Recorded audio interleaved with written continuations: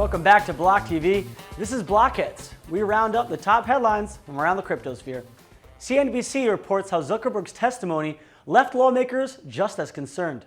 CoinDesk reports how Tencent says Libra would pose a serious threat to both Alipay and WeChat Pay. BN Crypto reports Tether Treasury mints 30 million USDT after Bitcoin crashes below $8,000. Crypto Ninjas reports how ING introduces zero-knowledge proof notary service. And lastly, Cointelegraph reports how research shows over 40% of blockchain industry employees work at crypto exchanges. Starting off, CNBC reports that after 6 hours of grilling Facebook CEO Mark Zuckerberg on the Hill yesterday, the House Financial Services Committee still does not have all the answers it wants on Libra. Zuckerberg was taken to task by lawmakers over concerns about Libra truly being a Facebook-controlled entity, both the idea that Libra would be based in Switzerland and not in the US, and concerns about Libra being the potential money of choice for tax evaders, drug dealers, and terrorists. Now, Zuckerberg stuck to his script that Libra was an independent organization and that if regulators did not approve of its launch, then Facebook would simply leave the association. Now, lawmakers weren't buying it, with Democratic Representative from Texas, Stevia Garcia, saying, quote, "I don't think it's going to be that independent if Facebook has such control and it's their platform," end quote. Now, investors weren't bothered, though, as Facebook shares climbed more than 2% through Zuckerberg's testimony. What happens next for Libra remains to be seen.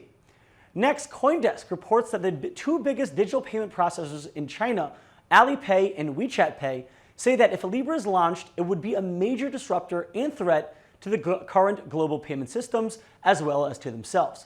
Now, Tencent, WeChat's parent company, called Libra, quote, "a bold and a radical move by Facebook, but a prudent and rational one." It's tough to tell what Tencent is trying to pull with this positive take on Libra, especially on the same day Zuckerberg testified to Congress. It might just be some trolling done to stir more Libra hate up in America. Now, it must be noted that neither Alipay or WeChat Pay allow cryptocurrencies on their platform and have repeatedly taken an anti-crypto stance in public. Having said that, both companies are heavily invested in blockchain technology. This could be because the Chinese government is working on its own digital currency and might have told Chinese companies, don't even bother doing your own. BN Crypto reports that Tether minted 30 million USD tokens as the price of Bitcoin dropped below $8,000 yesterday. Now, this isn't the first time Tether has mined a bunch of USDT into the market in response to a Bitcoin drop. They minted $15 million last time Bitcoin dropped to 8K. Now, if you see on the screen, that's dollar bills being printed. Now, the Tether isn't actually printing dollar bills, it's printing its coin or token, but the allegory or metaphor remains the same. Many see both as market manipulation, that especially here by Tether, as some claim a correlation between the price of Tether and Bitcoin. If true, this would be a majorly illegal move on the part of Tether and Bitfinex. Everything to do with Tether is already super shady, as it was found that just 104 Tether addresses are in control of close to 70% of the stablecoin circulating supply. So far, the dumping of all this Tether on the market has not helped Bitcoin, as it currently sits below $7,500.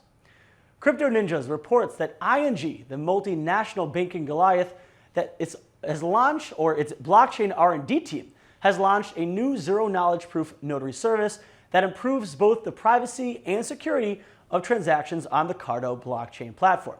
Now, what zero-knowledge proof means is that one side is able to validate a transaction without having to actually see what's inside the transaction. So, for instance, if ING wanted to make sure that a client claiming to be an EU resident, then the platform could validate him being an EU resident without having to actually reveal which country that client is from, thus protecting his privacy.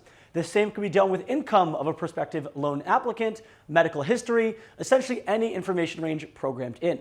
This move represents the continuing shift in the blockchain industry, where once major developments and advancements in the technology came from specialized blockchain firms that would then release the platforms to big businesses.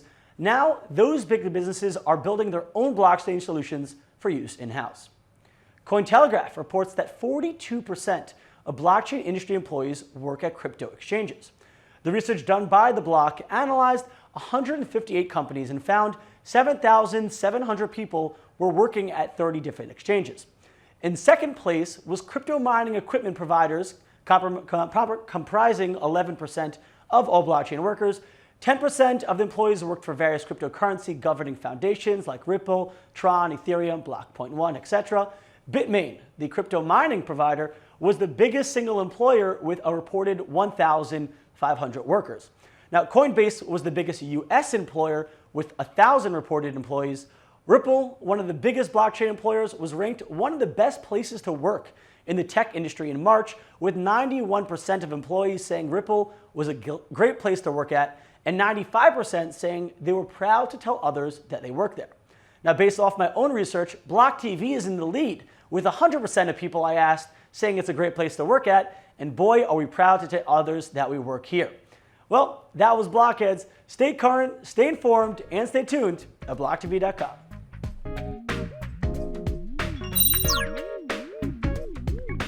For more news and updates, follow us on Twitter.